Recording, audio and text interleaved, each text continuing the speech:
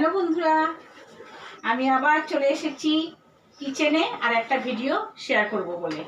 কালকে যারা আমার লাইভে এসেছিলে দেখেছো, যারা তোমাদেরকে বলেছিলাম আজকে আমি খিচুড়ি রান্না করব।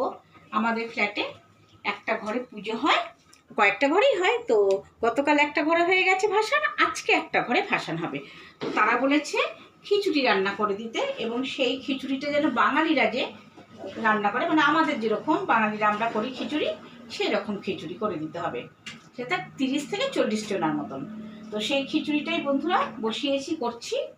আর এই যে ফুলকপিটা আগে থেকে ভেজে রেখে দিয়েছি, নামানোর আগে ফুলকপি দেবো, আলু দেবো, আর এখানে আছে কাজু, কিশমিশ, চিনাবাদাম, নারকেল সব ভাজা একসাথে ভেজে আমি রেখে দিয়েছি।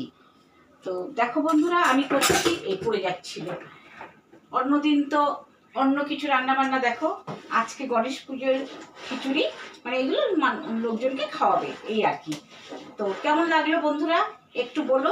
আর এর জন্য আমি ঠিকঠাক করে ভিডিও দিতে পারছি না, বুঝতে পারছো, কাজের চাপের মধ্যে, এক তো অনলাইনে, আর দ্বিতীয়ত এইসব।